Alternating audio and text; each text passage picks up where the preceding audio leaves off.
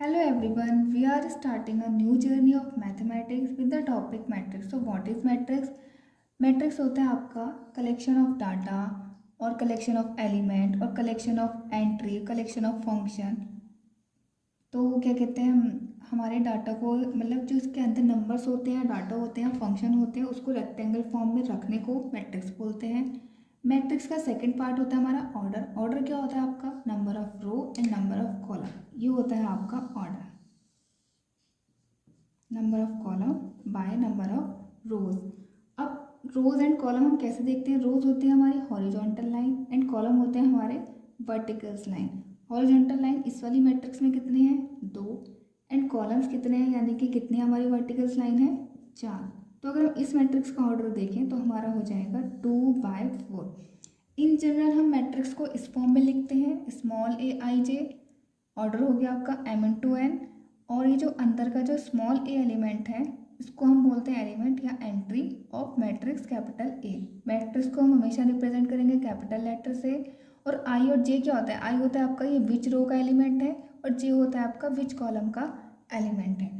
अब हम अपने टॉपिक पे आते हैं। हमारा टॉपिक था आज का टाइप्स ऑफ मैट्रिक्स। तो हमारी फर्स्ट मैट्रिक्स है आपकी रो मैट्रिक्स। रो मैट्रिक्स में क्या होता है? A matrix which have only one row, only one row. इसका हम एग्जाम्पल देख लेते हैं, like 1 2 3 4 A B and X। यहाँ पे देखो हमारी एक ही होगी आपकी हॉरिजॉन्टल लाइन, तो यानी कि हमेशा m की वैल्यू क्या होगी? 1 होगी। और कॉलम कितनी है? काउंट कर लो, first, second, third, fourth, fifth, sixth and 8। तो इसका ऑर्डर हो गया हमारा 1/8। फर्स्ट मैट्रिक्स थी हमारी रो मैट्रिक्स और सेकंड मैट्रिक्स हम पढ़ेंगे कॉलम मैट्रिक्स। तो हमने जैसे कि रो मैट्रिक्स में देखा था हमारी सिर्फ 1 रो होती है, कॉलम मैट्रिक्स में क्या होगा? सिर्फ हमारी 1 कॉलम होगी। जैसे कि अ matrix which have only 1 column. इसका हम एग्जाम्पल देख लेते हैं, like this 1 2 f x।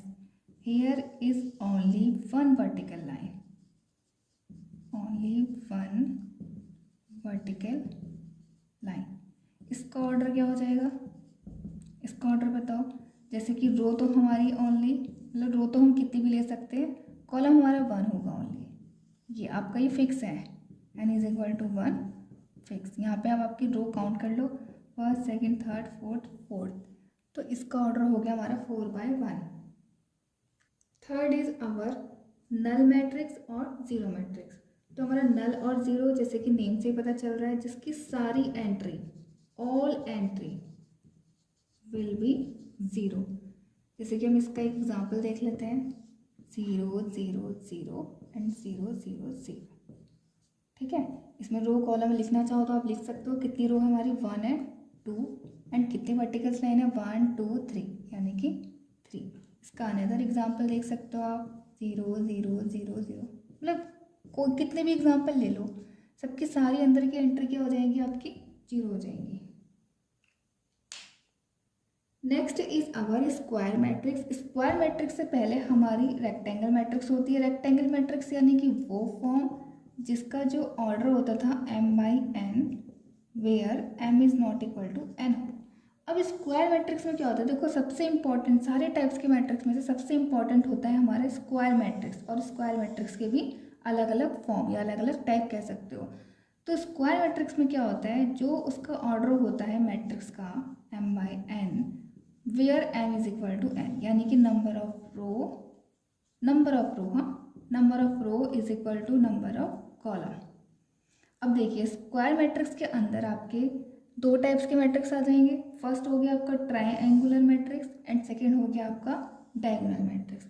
Triangular matrix के भी 2 टाइप होते हैं, lower triangular matrix and upper triangular matrix. तो सबसे पहले हम ये डायगोनल मैट्रिक्स भी देख लेते हैं। डायगोनल मैट्रिक्स में क्या होता है? जिसके डायगोनल एलिमेंट, मैंने क्या बोला? Diagonal element. देखो स्क्वायर मैट्रिक्स है तो स्क्वायर मैट्रिक्स में नंबर और कॉलम एक जैसे होंगे, तो स्क्वायर मैट्रिक्स का जो डायगोनल होगा, डायगोनल के जितने एलिमेंट नीचे होंगे उतने एलिमेंट ऊपर होंगे। तो डायगोनल मैट्रिक्स में क्या होता है, जो डायगोनल एलिमेंट होंगे वो क्या होंगे आपके, नॉन ज़ीरो, यानी कि सिर्फ वही ज़ीरो नहीं होंगे, बाकी सब ज़ीरो होंगे।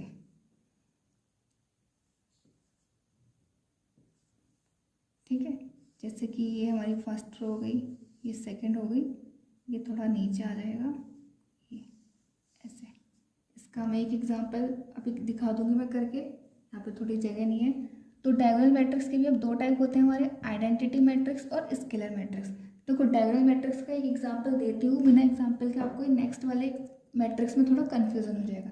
डायगोनल मैट्रिक्स का क्या एग्जाम्पल होता है, जैसे कि लाइक ये A1 2 और इसके आगे के साथ 0 0। ठीक है, अब देखो आइडेंटिटी मैट्रिक्स क्या होता है। आइडेंटिटी मैट्रिक्स के बहुत सारे यूज हैं आगे, इसको हम डिनोट करते हैं कैपिटल आई लेटर से, और इसके सारे एलिमेंट यानी कि ऑल डायगोनल एलिमेंट, देखो डायगोनल के ही दोनों टाइप हैं, तो दोनों में ही काम डायगोनल के एलिमेंट में ही होगा, लेकिन इन दोनों में फ़र्क क्या है, आइडेंटिटी मैट्रिक्स के डायगोनल एलिमेंट 1 होते हैं, बाकी सब 0 0। ठीक है, इसका ऑर्डर क्या हो गया आपका 3 by 3। और देखो स्क्वायर मैट्रिक्स का ऑर्डर क्या होगा, जब number of row and number of column same same होते हैं, तो m/m कह लो या फिर n/n कह लो। आइडेंटिटी मैट्रिक्स समझ लिया हमने, अब हम स्केलर मैट्रिक्स समझते हैं। स्केलर का मतलब क्या हो गया कि वहाँ पे डायगोनल की सारी एंट्रीज एक स्केलर से रिप्रेजेंट हो गई, सच दैट जैसे कि हमने ये ले लिया a, या फिर इसका हम अनदर एग्जाम्पल ले सकते हैं 1, मतलब 1 नहीं लो, 1 से आपको कन्फ्यूजन हो जाएगा कि आइडेंटिटी है या स्केलर। देखो स्केलर मैट्रिक्स आइडेंटिटी तभी होगा जब वो स्केलर आपका 1 हो जाएगा, ओनली एंड ओनली 1, यानी कि यहाँ पे डायगोनल एंट्री क्या होती है आपकी 1 होती है। यहाँ पे डायगोनल एंट्री क्या होगी आपकी, एनी स्केलर। ठीक है, जैसे कि हम यहाँ पे p ले लेते हैं, p and p।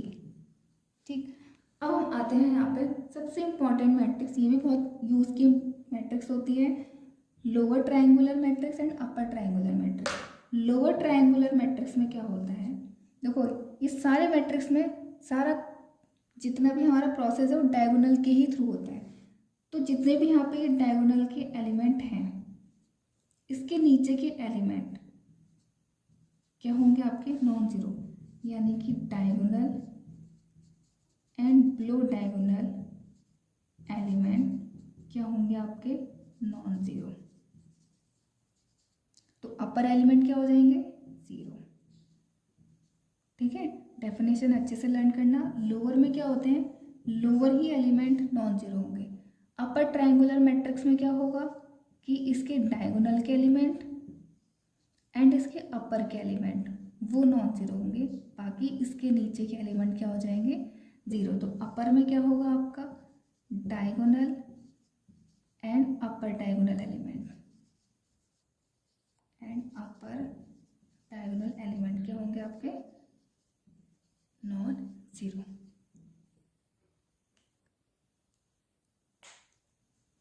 Next is our equal matrix. So equal matrix क्या होते हैं, इक्वल मैट्रिक्स हमेशा हम दो मैट्रिक्स में देखेंगे, यानी कि हम कंपेयर करेंगे एक देखो हमारी कंपेयर मैट्रिक्स भी होती है। कंपेयर मैट्रिक्स क्या होती है, where two matrix are comparable. अब उनको हम कंपेयर कब कर सकते हैं, हम उनको कंपेयर तब कर सकते हैं जब उनका ऑर्डर क्या होगा, सेम होगा। देखो एलिमेंट कुछ भी हो सकते हैं दोनों मैट्रिक्स में अलग अलग, लेकिन कंपेयर मैट्रिक्स किसे बोलते हैं, जिनके ऑर्डर सेम होगा। लेकिन इक्वल मैट्रिक्स बिल्कुल अलग है, ये दोनों अलग अलग हैं। हाँ, तो देखो इक्वल मैट्रिक्स में क्या होता है, two matrix are equal if order उसका मस्ट सेम होना चाहिए, if order is same. And second क्या होगा, देखो फर्स्ट हो गया कि उसका ऑर्डर सेम होना चाहिए, सेकंड क्या होगा, every element of one matrix is equal to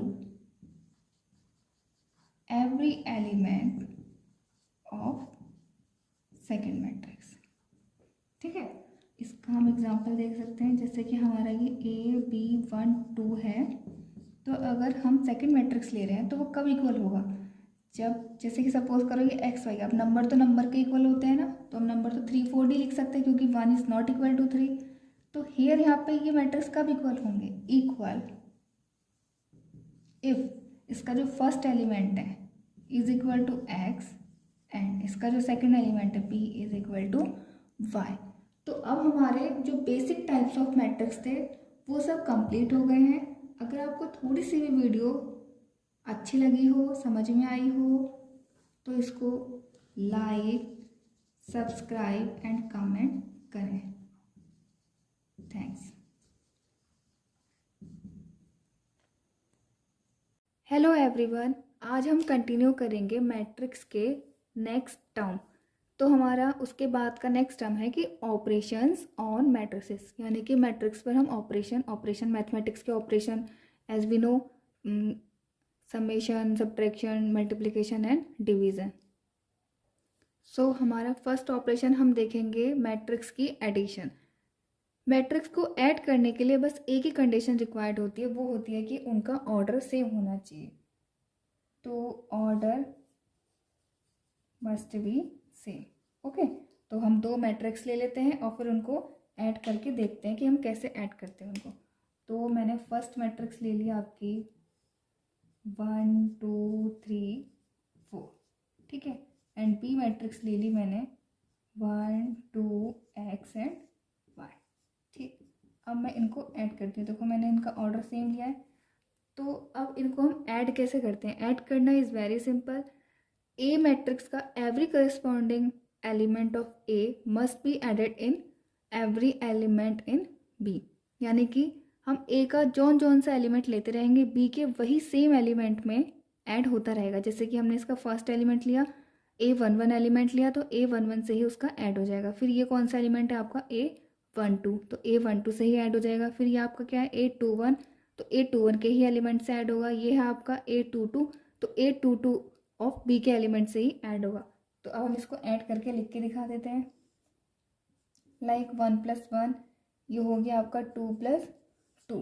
यहाँ पे देखो ये इसका एलिमेंट 3 है और इसका एलिमेंट x है, तो ये आपका 3 + x हो गया और ये आपका 4 + y हो गया। ठीक है, तो इसका आंसर आ गया आपका 2 4, ये एज इट इज़ रहेगा।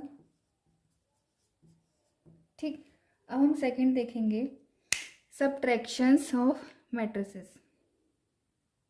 ऐसे ही हम दोनों मैट्रिक्स का सब्ट्रैक्शन देख लेंगे। देखो मैंने यहाँ पे ए मैट्रिक्स जनरल फॉर्म में ले ली है, A11 पहला element, A12 A21 and A22। Similar way में मैंने बी मैट्रिक्स ले ली, B11 B12 B21 and B22। इनका सब्ट्रैक्शन भी बिल्कुल करस्पॉन्डिंग एलिमेंट के साथ करस्पॉन्डिंग एलिमेंट ही आ जाएगा। तो कर लो उसका सब्ट्रैक्शन। कितना हो जाएगा यहाँ पे A11 minus B11, A12 minus का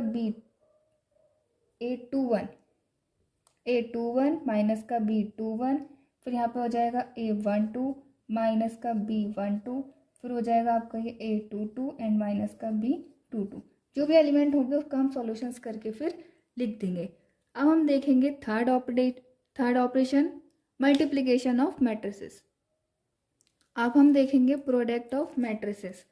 तो प्रोडक्ट ऑफ मैट्रिसेस होने के लिए इसकी कंडीशन क्या रिक्वायर होती है कि ए मैट्रिक्स का जो ऑर्डर होता है, सपोज करो हमने ऑर्डर ले लिया यहाँ पे I/J, ठीक है, और बी मैट्रिक्स का हमने ऑर्डर ले लिया J/K, तो इनकी प्रोडक्ट तभी पॉसिबल है जब ये वाला J यानी कि ऑर्डर वाला रो एंड कॉलम, यानी कि फर्स्ट मैट्रिक्स की कॉलम एंड सेकेंड मैट्रिक्स की नंबर ऑफ रोज क्या हो, सेम हो या फिर इक्वल हो। ठीक है, तभी इनकी प्रोडक्ट क्या है, पॉसिबल है, अदरवाइज इनकी प्रोडक्ट ही पॉसिबल नहीं होगी। तो मैंने लिख दिया है, ऐसे भी लिख सकते हो आप, column of A is equal to rows of B. ठीक है, ऐसे भी लिख सकते हो आप, number of column of A is equal to number of row of B. So अब इसका रूल समझ लेते हैं। कंडीशन तो ये रिक्वायर्ड हो गई, इसका रूल क्या है, इसमें रूल अप्लाई होता है ट्रिक के साथ। वो ट्रिक क्या है आपकी, RC, RC it means registration card बोल लो या कुछ भी बोल लो, ड्राइविंग लाइसेंस की आरसी होती है वो बोल दो, मतलब ट्रिक आपको ध्यान रखनी है आर एंड सी। यानी कि देखो ए और बी की मल्टीप्लाई कैसे होगा कि फर्स्ट मैट्रिक्स की हम पहली रो उठाएंगे, यानी कि ये उठाएंगे फर्स्ट रो, और दूसरे मैट्रिक्स का हम फर्स्ट कॉलम उठाएंगे, इट मीन्स ये उठाएंगे। ठीक है, अब करस्पॉन्डिंग के एलिमेंट की मल्टीप्लाई कर देंगे। ठीक, तो देखो ये हो जाएगा आपका 1 इंटू 1, और ये सिर्फ इसका एक एलिमेंट आएगा प्रोडक्ट वाली मैट्रिक्स का। ठीक है, तो 1 इंटू 1 प्लस हो गया आपका 2 इंटू एक्स। ठीक, ऐसे ही हम सारे के सारे एलिमेंट्स के साथ करेंगे। अब देखो ये हमारा फर्स्ट आ गया, अब हम सेकंड की बात करते हैं। अच्छा, एक चीज़ तो आप और ध्यान रख सकते हो, जैसे कि जनरल मैट्रिक्स में ये होता है आपका A11, यानी कि इसका 1 लिया, इसका 1 लिया। ठीक है, फिर जनरल मैट्रिक्स के इस वाले एलिमेंट को हम बोलते हैं A12, यानी कि फर्स्ट रो सेकंड कॉलम। तो यहाँ पे भी यही काम करेंगे कि फर्स्ट रो के साथ सेकंड कॉलम वाला रख देंगे उठा के। ठीक है, तो 1 का 2 के साथ मल्टीप्लाई करा प्लस, और 2 का y के साथ मल्टीप्लाई करा। ठीक है, नेक्स्ट अब ये वाला जनरल एलिमेंट क्या होता है A21, तो 2 यानी कि इसकी सेकंड रो लोगे आप और फिर उसके फर्स्ट के साथ अप्लाई करोगे। ठीक है, ये देखो इसको मैंने इसके साथ अप्लाई करा अगेन। ठीक, तो मैं क्या लिखूंगी 3 इंटू 1 प्लस 4 इंटू एक्स, ऐसे ही ये वाला नेक्स्ट। इस जनरल एलिमेंट को हम क्या बोलते हैं A22, तो हम क्या रखेंगे इसको A34। ठीक, इंटू में 2y। ठीक है, तो रख दो एक दूसरे के ऊपर 3 इंटू 2, इस वाले रो को हम इस वाली कॉलम के ऊपर रख देंगे और मल्टीप्लाई कर देंगे आपस में एलिमेंट के एलिमेंट से, तो 3 इंटू 2 प्लस 4 इंटू वाई। ठीक, सो अब इसका आंसर लिख लेते हैं। इसका आंसर आ जाएगा हमारा 1 प्लस 2x, इसका आंसर आ जाएगा हमारा 2 प्लस 2y, इसका आंसर आ जाएगा हमारा 3 प्लस 4x, और इसका आंसर आ जाएगा हमारा 6 प्लस 4y। तो ये हो गई हमारी मैट्रिक्स ऑफ, मतलब प्रोडक्ट ऑफ मैट्रिक्स। अब हम देख लेंगे डिवीज़न ऑफ मैट्रिक्स। देखो वैसे डिवीज़न ऑफ मैट्रिक्स कुछ नहीं होता है, हम उसको ऑपरेशन में यूज़ में नहीं लाते हैं क्योंकि ऐसा क्वेश्चंस भी नहीं आता है, ऐसा कहीं यूज़ भी नहीं होता है। मैं यहीं पे बता देती हूँ आपका कि अगर बाय चांस डिवीज़न आ जाए तो हम कैसे करते हैं।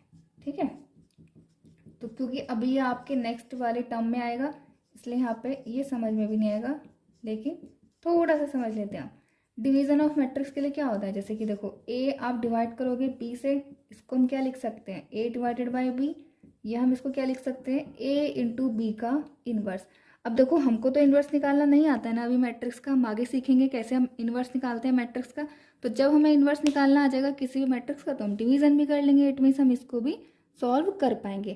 तो ये हमारे 4 ऑपरेशंस हो गए हैं, अब हम इसको आगे कंटिन्यू करेंगे। हेलो एवरीवन, आज का हमारा टॉपिक है ट्रांसपोज ऑफ अ मैट्रिक्स। हमने इसके पहले वीडियोस में ऑपरेशंस पढ़े थे मैट्रिक्स के, 4 ऑपरेशंस।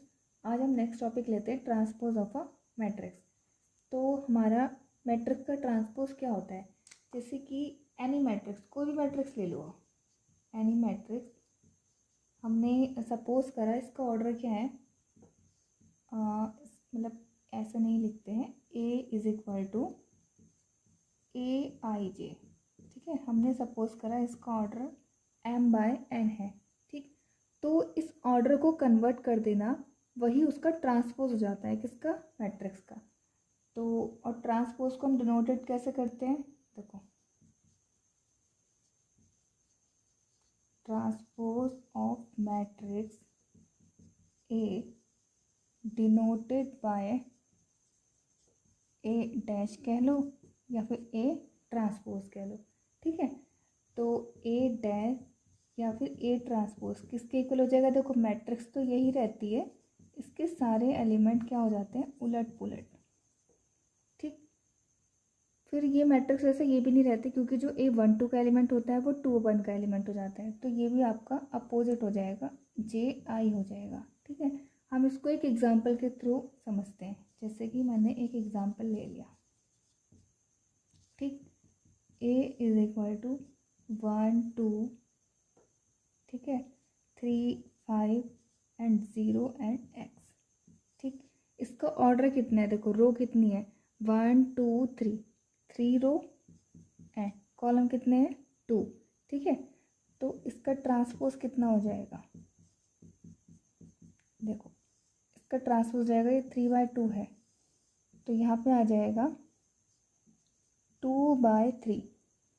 इसका मतलब जो यहाँ पे ये रो है, फर्स्ट रो, ये आपकी कॉलम बन जाएगी 1 एंड 2। ये सेकंड रो, ये सेकंड कॉलम बन जाएगी 3 एंड 5। थर्ड रो, ये आपकी थर्ड कॉलम बन जाएगी 0 एंड x। अब देखो यहाँ पे सारे एलिमेंट के जो ऑर्डर है वो कन्वर्ट हो गया।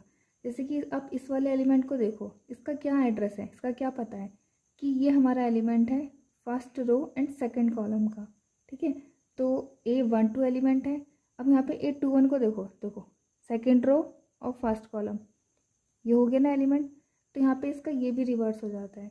तो ट्रांसपोज ऑफ अ मैट्रिक्स समझ में आ गया, कुछ नहीं होता, जो भी ऑर्डर होता है वो ऑर्डर क्या हो जाता है, रिवर्स हो जाता है। जो ए मैट्रिक्स की रो होती है वो ट्रांसपोज ऑफ उस मतलब उस वाले मैट्रिक्स की कॉलम बन जाती है, ठीक। तो ट्रांसपोज ऑफ मैट्रिक्स की डेफिनेशन समझ में आ गई। अब हम देखेंगे इसकी प्रॉपर्टीज़ की, कुछ प्रॉपर्टीज़ होती है वो समझेंगे।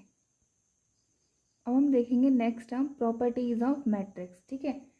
तो मैट्रिक्स की प्रॉपर्टीज़ लेने के लिए हमने 2 मैट्रिक्स ले ली कि इफ देयर इज 2 मैट्रिक्स, ठीक है।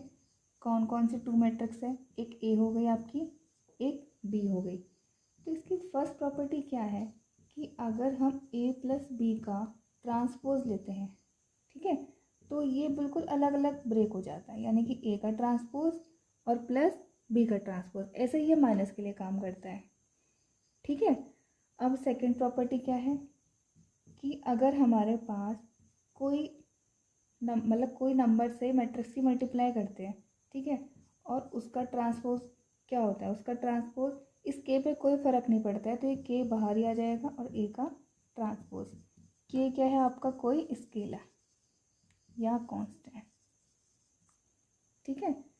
अगर किसी मैट्रिक्स में हम उससे मल्टीप्लाई करके, किसी भी नंबर से मल्टीप्लाई करके उसका ट्रांसपोज ले, तो उस के पे कोई फ़र्क नहीं पड़ता, वो के ऐसे का ऐसे ही रहता है और इनटू में ए का ट्रांसपोज। थर्ड प्रॉपर्टी क्या है, जैसे कि हमने यहाँ पे प्लस माइनस की देखी थी, अब हम ए बी के मल्टीप्लिकेशन में ट्रांसपोज लगाते हैं, तो इसका ट्रांसपोज क्या हो जाता है, बी डैश और इंटू ए डैश। ये बहुत इंपॉर्टेंट प्रॉपर्टी है, हर जगह यूज़ में आती है कि अगर मल्टीप्लिकेशन या प्रोडक्ट हो मैट्रिक्स का और उसकी ट्रांसपोज लेनी हो तो वो रिवर्स ऑर्डर में ब्रेक हो जाती है, ठीक है। फोर्थ प्रॉपर्टी क्या है, फोर्थ प्रॉपर्टी है कि अगर हम ए का ट्रांसपोज लें और उसका अगेन ट्रांसपोज ले लें तो वापस से क्या हो जाएगा, ए हो जाएगा। कैसे, देखो जैसे कि ए का ट्रांसपोज है I/J और हमने उसका ट्रांसपोज लिया तो J/I हो गया, J/I का हमने फिर से ट्रांसपोज लिया तो फिर से क्या हो गया, I/J हो गया, ठीक। तो ये 2 प्रॉपर्टी मेन है, यूज़ में आती हैं बहुत, ये दो ईजी है, मतलब नॉर्मल है, ठीक है। तो आपको properties of transpose of a matrix समझ में आ गई, ठीक। तो चलते हैं आगे। अब हमारी नेक्स्ट टर्म है सिमेट्रिक मैट्रिक्स, ठीक है, यानी कि सममित आव्यूह। तो सिमेट्रिक मैट्रिक्स क्या होती है हमारी, सिमेट्रिक मैट्रिक्स वो मैट्रिक्स होती है जिसका ट्रांसपोज उसी के इक्वल आ जाए, ठीक है। तो वो मैट्रिक्स कौन सी होती है, तो देखो इसके लिए कंडीशन रिक्वायर्ड होती है। कंडीशन क्या रिक्वायर होती है, सिमेट्रिक मैट्रिक्स हो या स्क्यू सिमेट्रिक मैट्रिक्स हो, दोनों स्क्वायर मैट्रिक्स में ही लगेंगी, ठीक है। अगर लगेंगी तो इसकी मतलब डेफिनेशन ले लो या स्टेटमेंट ले लो, क्या होती है, अ स्क्वायर मैट्रिक्स, ये टर्म जरूर लर्न करना, अ स्क्वायर मैट्रिक्स, अ स्क्वायर मैट्रिक्स,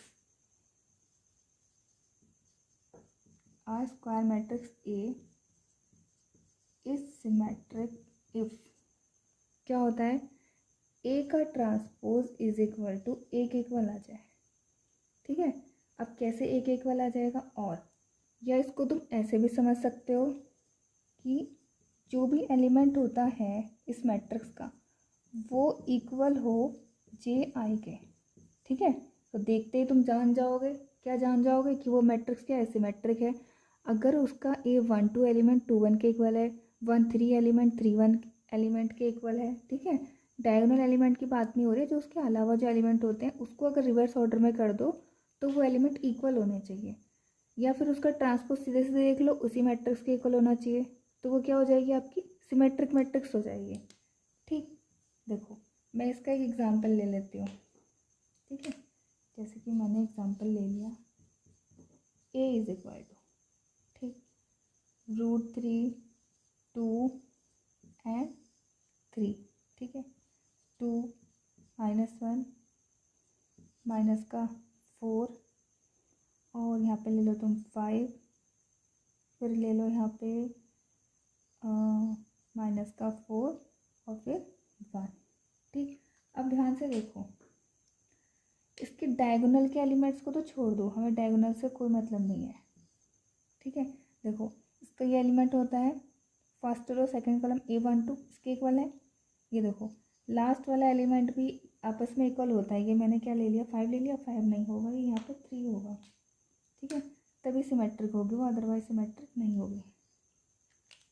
ठीक, तो देखो इसका एड्रेस क्या था, इसका एड्रेस था 1 3 और इसका एड्रेस क्या है 3 1, तो आपस में इक्वल है।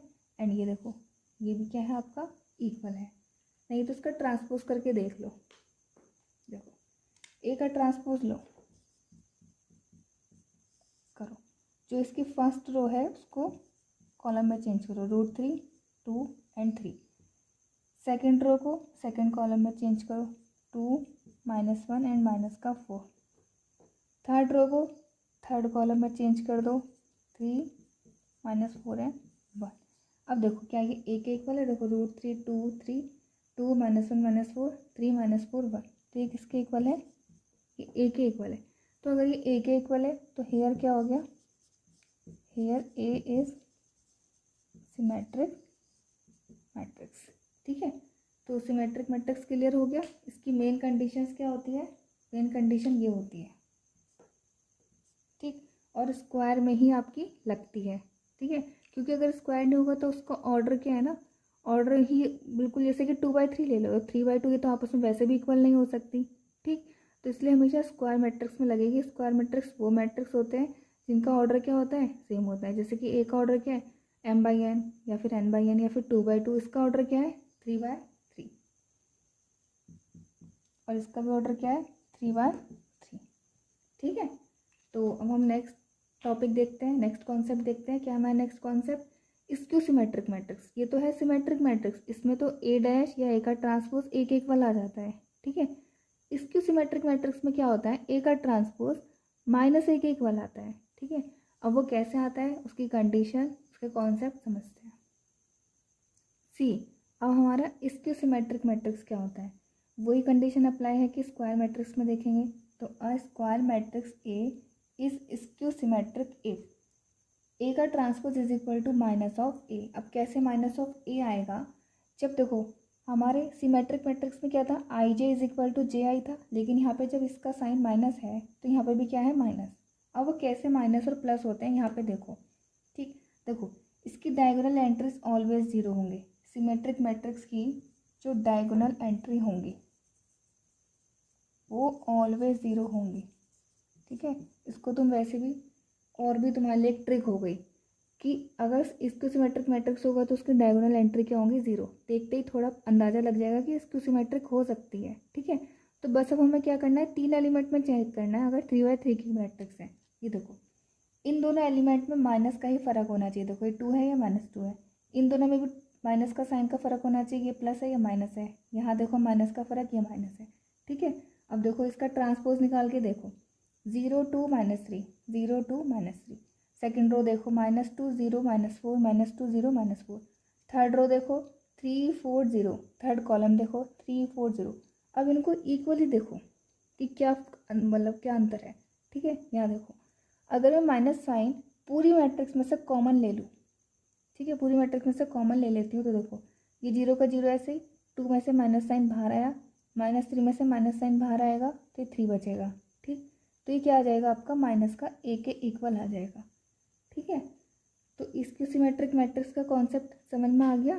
क्या होता है इसकी सिमेट्रिक मैट्रिक्स, जहाँ पे a का ट्रांसपोज -a के इक्वल आता है और सेकंड चीज़ जो इसके ध्यान में रखनी है वो है कि इसकी डायगोनल एंट्रीज ऑलवेज ज़ीरो होती है और इसका एवरी एलिमेंट उसके रिवर्स एलिमेंट के इक्वल तो होगा विद माइनस साइन। ठीक है, माइनस ए इसकी डेफिनेशन है, इट मीन्स ए का transpose is equal to minus का ए। ठीक, अब हम नेक्स्ट कॉन्सेप्ट समझते हैं। NCERT की बुक में हमें एक थ्योरम दी हुई है। क्या थ्योरम दी हुई है? ये थ्योरम कह लो इसको या एक क्वेश्चन कह लो, ये इंपॉर्टेंट है एक तरीके से, मतलब समझ में आना चाहिए, it is a good question. ठीक, अब देखो, if A is square matrix, A क्या है? एक स्क्वायर मैट्रिक्स है, ऑब्वियस सी बात है। स्क्यू और स्क्यू सिमेट्रिक मैट्रिक्स हमेशा स्क्वायर मैट्रिक्स में ही देखे जाते हैं। ठीक है, तो आपको कह रहा है कि ए कोई भी स्क्वायर मैट्रिक्स है तो ए प्लस ए का transpose is always symmetric and A minus A का transpose is always skew symmetrics. अब ये कैसे कैसे आते हैं हम इसका प्रूफ देखते हैं। ठीक है, हमको प्रूफ करना है कि ए प्लस ए डैश क्या है? सिमेट्रिक है। ठीक है, अब सिमेट्रिक होने के लिए क्या चाहिए? ये पूरी मैट्रिक्स सिमेट्रिक दिखानी है, इसका मतलब हो गया इस पूरे का ट्रांसपोज किसके इक्वल आना चाहिए? इसी के इक्वल आना चाहिए। ठीक है, इस पूरे का ट्रांसपोज इसी के इक्वल आना चाहिए, इस वाली अंदर वाली मैट्रिक्स के इक्वल। ठीक है, ये हमको प्रूफ करना है। ठीक, तो मैं क्या ले लेती हूँ, इसकी LHS ले लेती हूँ। ठीक है, ये ले ली। ठीक, अब देखो, अभी मैंने प्रॉपर्टी में सिखाया था कि जब प्लस होती है दो मैट्रिक्स की और उसका ट्रांसपोज होता है तो उसका ट्रांसपोज इन दोनों में अलग अलग ब्रेक हो जाता है। ठीक है, चलो मैं एक बार लिख देती हूँ, आप ले लो। अलग अलग ब्रेक हो जाएगा, यानी कि ए का ट्रांसपोज प्लस ये ए का ट्रांसपोज ऑलरेडी था, इसका भी ट्रांसपोज। अब देखो, ए का ट्रांसपोज तो ऐसे ही रहेगा, इसको हम कुछ नहीं कर सकते, लेकिन ये भी एक प्रॉपर्टी थी कि ए का ट्रांसपोज क्या हो जाता है? ए हो जाता है। अब देखो, ये किसके इक्वल आ गया आपका? RHS के इक्वल आ गया। सो क्या हो गया आपका? A plus A dash is symmetric. हो गया प्रूफ। ठीक है, अब हम इसके सेकंड पार्ट में आ जाते हैं। ठीक, सेकंड पार्ट क्या था कि हमको प्रूफ करना है ए माइनस ए डैश क्या है आपका? Skew symmetric. स्क्यू, चलो मैं लिख देती हूँ पूरा, कोई नहीं, स्क्यू सिमेट्रिक, ये प्रूफ करना है। ठीक है, तो स्क्यू सिमेट्रिक के लिए क्या होना चाहिए? इस वाले पूरे मैट्रिक्स का ट्रांसपोज ठीक इस अंदर वाली मैट्रिक्स के निगेटिव पार्ट्स के इक्वल आना चाहिए। यानी कि कोई भी, जैसे यहाँ पे ए बहुत सारे और सपोज करो बी मैट्रिक्स है, तो अगर बी मैट्रिक्स को स्क्वायर मैट्रिक्स प्रूफ करना है तो बी का transpose is equal to minus of B. ठीक, अब मैं इसकी भी ले लेती हूँ LHS, क्योंकि सॉल्व करना होगा, क्योंकि हमें ट्रांसपोज खोलना आता है किस पे? प्लस और माइनस पे मैट्रिक्स की। ठीक है, तो करो उसको, ट्रांसपोज खोल दो। चलो मैं एक बार लिख देती हूँ। अब खोलो इसकी ट्रांसपोज, इस ए पे अलग आ जाएगी, ए के ट्रांसपोज पे अलग आ जाएगी, तो ए पे अलग आ गई, माइनस के ए के ट्रांसपोज पे अलग आ गई। ये तो एज इट इज़ रहेगा, इसका कुछ नहीं हो सकता। लेकिन ए ट्रांसपोज का ट्रांसपोज, ये भी प्रॉपर्टी होती है कि ए ट्रांसपोज का ट्रांसपोज क्या होता है आपका? ए होता है, तो वहाँ पे भी क्या आ गया आपका? ए आ गया। यहाँ देखो ध्यान से, अगर मैं इस माइनस साइन को कॉमन ले लूँ यहाँ पे, या माइनस साइन की मल्टीप्लाई कर दूँ, ठीक, यानी कि मुझे ए माइनस ए डैश चाहिए, मेरा आ रहा है ए डैश माइनस ए, तो मैं क्या करती हूँ, माइनस साइन कॉमन ले लेती हूँ, ये माइनस हो जाएगा, ये प्लस हो जाएगा, प्लस वाले को पहले लिख लिया और माइनस वाले को बाद में। ठीक, अब ये किसके इक्वल आ गया आपका? RHS के इक्वल आ गया। अगर ये RHS के इक्वल आ गया तो हम क्या बोल सकते हैं कि ये जो हमारा ए माइनस का ए डैश है वो क्या हो गया आपका? स्क्यू सिमेट्रिक हो गया।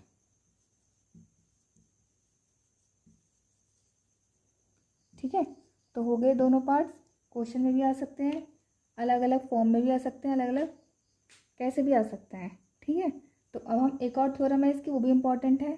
तो इसके बाद आपके थ्योरी के सारे कॉन्सेप्ट आगे को बढ़ते रह रहे हैं, क्लियर होते रह रहे हैं।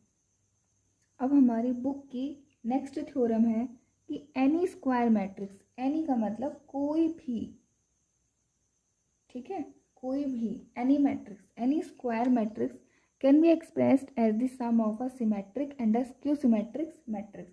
यानी कि कोई भी अगर तुम्हारी स्क्वायर मैट्रिक्स है तो हम उसको लिख सकते हैं दो मैट्रिक्स के सम में, दो मैट्रिक्स के सम में लिख सकते हैं। पहली मैट्रिक्स होगी सिमेट्रिक और दूसरी मैट्रिक्स होगी स्क्यू सिमेट्रिक्स। यानी कि जैसे कि हमने ए ले ली, ठीक है, तो इसको हम पी प्लस क्यू की फॉर्म में लिख सकते हैं। ठीक, पी क्या हो गए? पी हमारी सिमेट्रिक्स मैट्रिक्स हो जाएगी, और क्यू क्या हो जाएगी हमारी स्क्यू सिमेट्रिक मैट्रिक्स हो जाएगी। अच्छा, अगर हम इसको प्रूफ करने की बात करें तो कैसे आएगी, ठीक है। तो अब हम प्रूफ करके देखते हैं। देखो, इस ए को मैं ऐसे लिख सकती हूँ a/2 प्लस a/2, यानी कि हाफ ए एंड हाफ ए दोनों मिलके क्या हो जाएंगे, ए हो जाएंगे, ठीक है। अब मैंने क्या करा, इसमें से इस ए में एक बार ए प्लस जोड़ दिया और इस ए में एक बार ए माइनस कर दिया, ठीक है।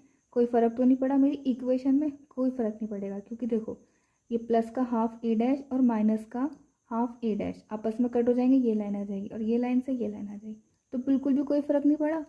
और यही यही इसी की वैल्यू होती है आपकी P और इसी की वैल्यू होती है आपकी Q। तो अब बस मुझे इतना दिखाना है कि P तुम्हारा सिमेट्रिक्स है और Q तुम्हारा स्क्यूमेट्रिक है, ठीक है। अभी हमने लास्ट थ्योरम में एग्जैक्टली यही चीज़ करी थी। देखो, कांस्टेंट से तो कोई फ़र्क नहीं पड़ता है, ठीक है, कांस्टेंट एज इट इज़ रहेगा।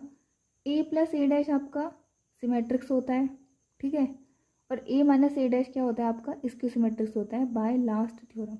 प्रूफ कर सकते हो तुम इसको, मैं ऐसे लिख देती हूँ,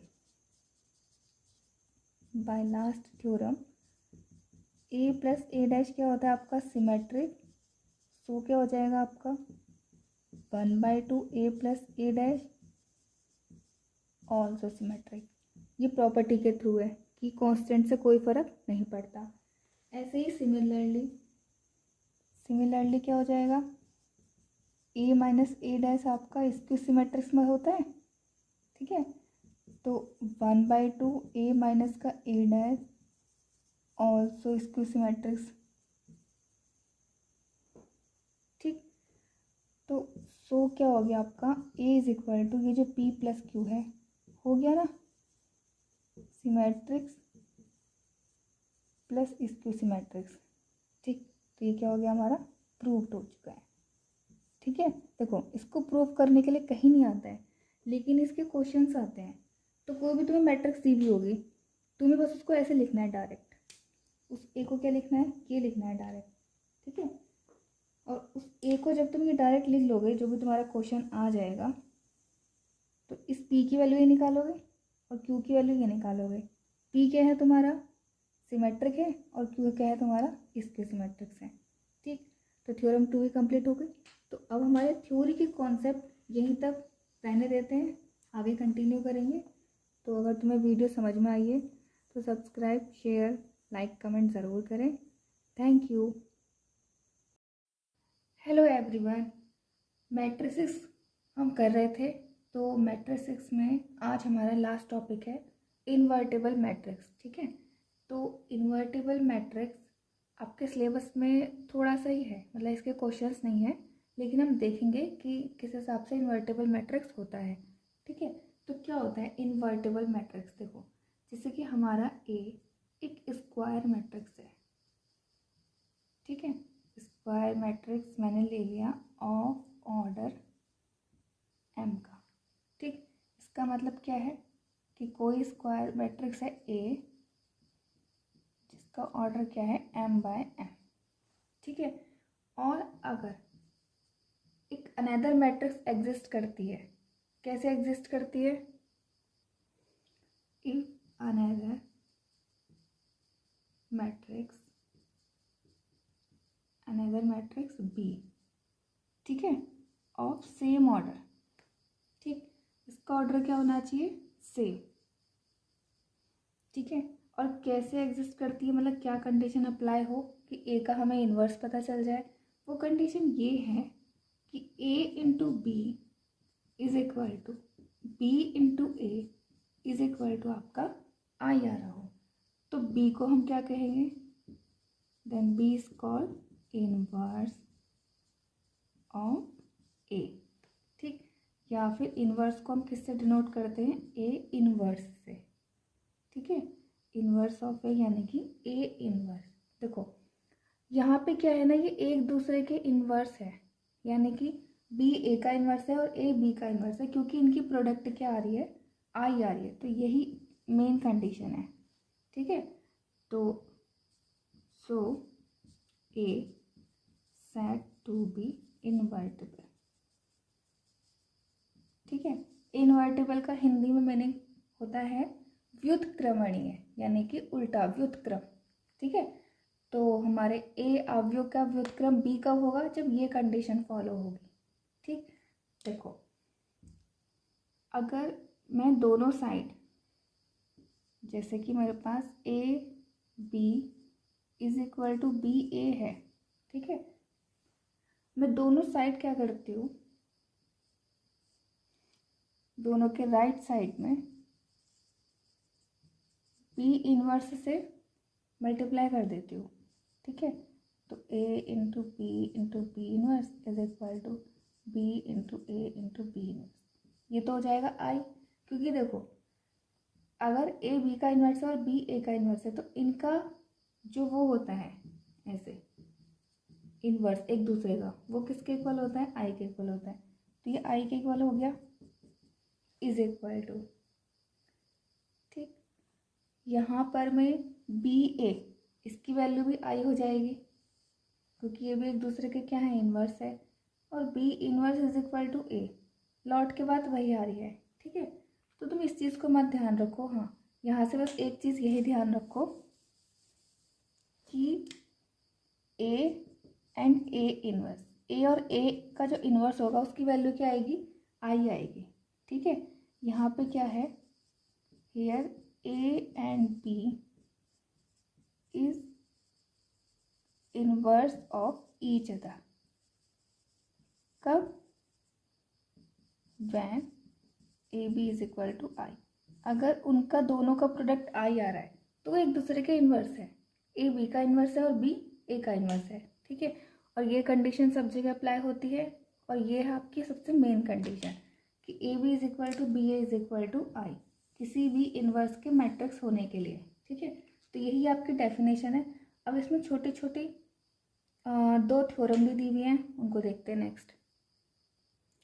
हमने सिमेट्रिक और स्क्यू सिमेट्रिक वाले कॉन्सेप्ट में दो थ्योरम वहाँ देखी थी।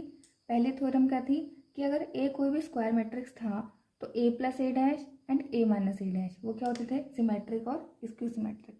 ए कोई भी स्क्वायर मैट्रिक्स होता था, ये तुम्हारी थ्योरम 1 थी, तो A plus A dash and A minus A dash, ये तो था सिमेट्रिक, और ये होता है आपका स्क्यू सिमेट्रिक। ठीक है, और तुम्हारी थ्योरम 2 क्या थी कि कोई भी एक स्क्वायर मैट्रिक्स हो तो उसको हम सिमेट्रिक और स्क्यू सिमेट्रिक के सब में ऐड कर सकते हैं। हमारी थ्योरम 2 क्या थी कि A is equal to P plus Q, ये क्या है तुम्हारी सिमेट्रिक और ये क्या है तुम्हारी स्क्यू सिमेट्रिक। ठीक है, वेयर पी की वैल्यू क्या होती थी 1/2 ए प्लस ए का डैश। ठीक है, ये डैश है, हाँ, ए प्लस ए डैश और ए माइनस का ए डैश, उसका ट्रांसपोज। ठीक, तो थ्योरम 1 एंड थ्योरम 2 ये थे। अब थ्योरम 3 और थ्योरम 4 क्या है, यहाँ पे इनको आपको सिर्फ ध्यान में रखना है, इनका कोई प्रूफ वगैरह कहीं नहीं आएगा इनका, लेकिन ध्यान में रखना है। क्या ध्यान में रखना है कि कोई भी स्क्वायर मैट्रिक्स है, अगर उसका इन्वर्स एग्जिस्ट करता है यानी कि है, ठीक है, अगर उसका इन्वर्स निकल पाता है तो वो क्या होगा, हमेशा यूनिक यानी कि सिंगल मैट्रिक्स ही होगा। यानी कि ए का इन्वर्स अगर कुछ भी है तो उसके अलावा कोई और मैट्रिक्स उसका इन्वर्स नहीं होगा। ठीक है, अब देखो A and B are two matrix, two invertible matrix, क्योंकि उनका इन्वर्स होना चाहिए, उनका इन्वर्स एग्जिस्ट करना चाहिए। ये अलग अलग दो मैट्रिक्स हैं। क्या है, ये अलग अलग दो मैट्रिक्स हैं, तो मैट्रिक्स ऑफ सेम ऑर्डर, हाँ उनका ऑर्डर भी सेम होना चाहिए। तो एक हमारी स्टेटमेंट या एक हमारा लाइन क्या होती है कि ए इंटू बी का होल इन्वर्स, उनका इन्वर्स किसके इक्वल होगा, बी का इन्वर्स और ए का इन्वर्स। तो आपको ये दोनों लाइन क्या रखनी है, ध्यान रखनी है, इनका कहीं कोई यूज वूज है नहीं। ठीक है, तो अब हम एक क्वेश्चन देख लेते हैं कि कैसे मैट्रिक्स का इन्वर्स फाइंड किया जाता है।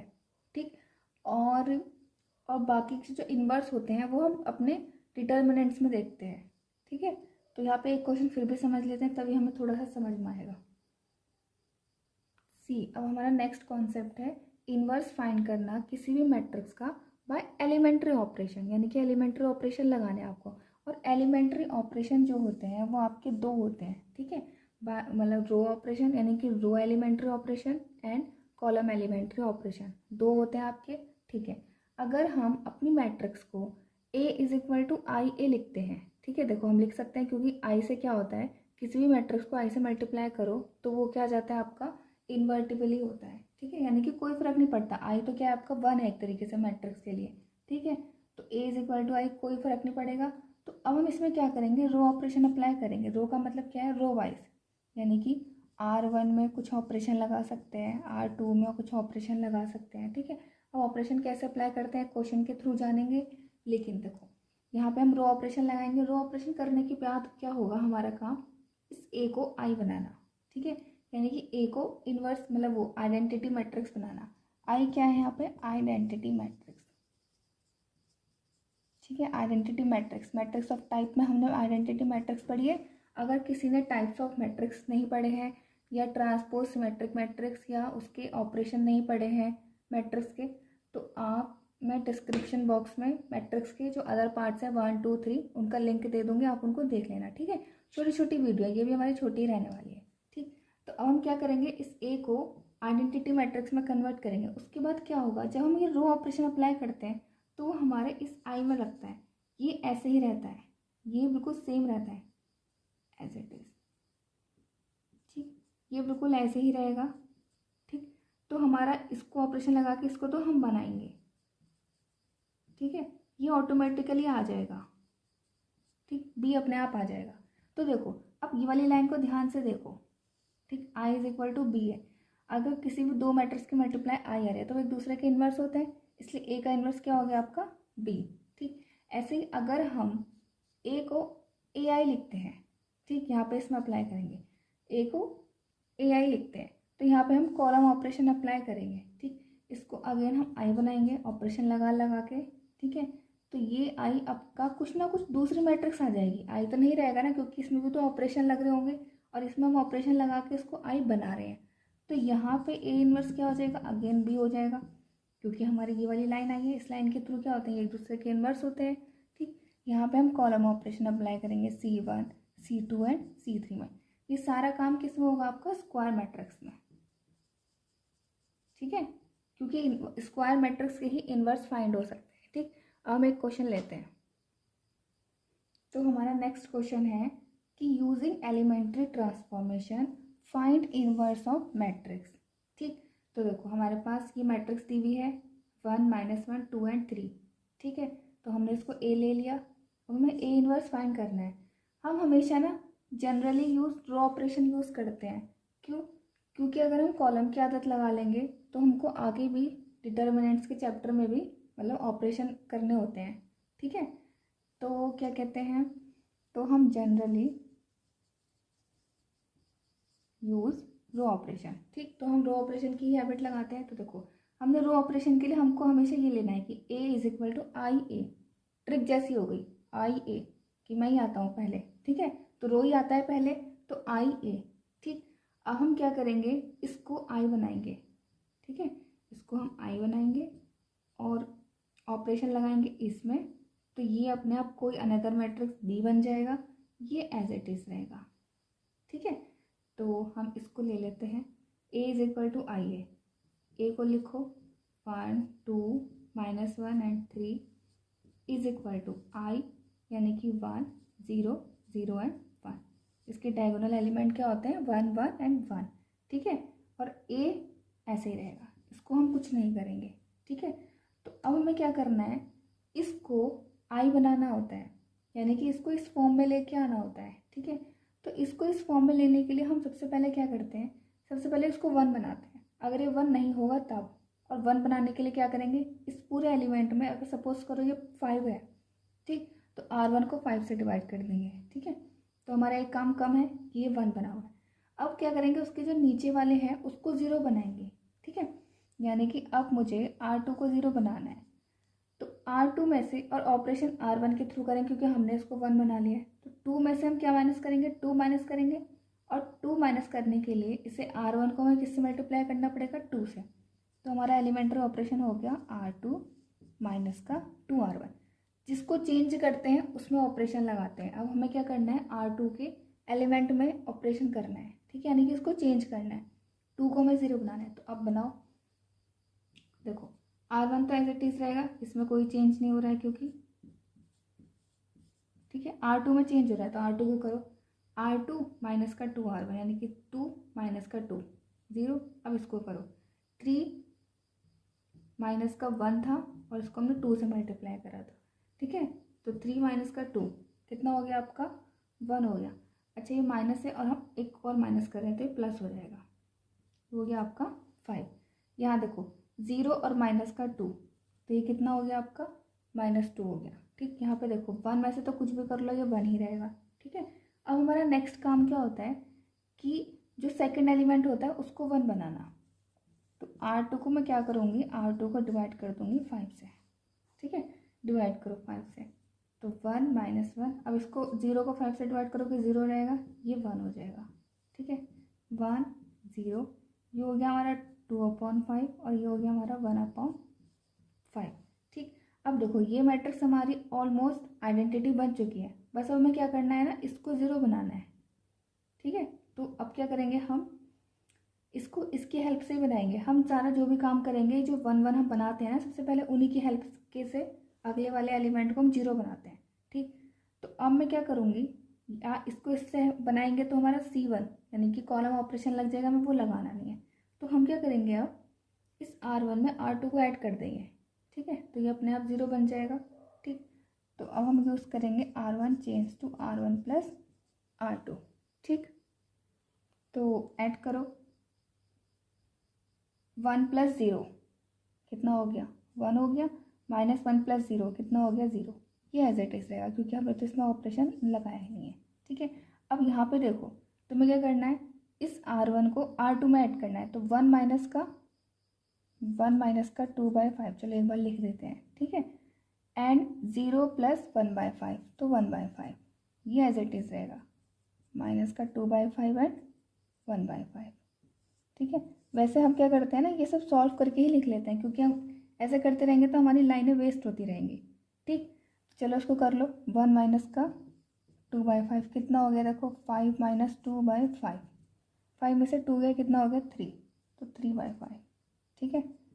तो 3/5 1/5 माइनस का 2/5 एंड 1/5, ठीक। ये हमारी आई बन गई है।